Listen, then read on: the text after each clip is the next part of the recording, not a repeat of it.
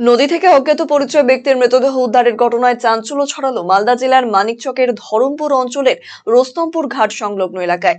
খুন নাকি নদীর জলে ভেসে এলো দেহ, তার তদন্ত শুরু করেছে পুলিশ।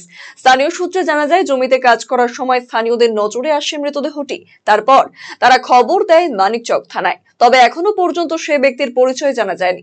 পুলিশ তদন্ত শুরু করেছে। এই মৃতদেহ কার এবং কোথা থেকে ভেসে এসেছে এবং কিভাবে মৃত্যু হয়েছে তা ময়নাতদন্তের পরই জানা যাবে বলে জানিয়েছে মানিকচক থানার পুলিশ।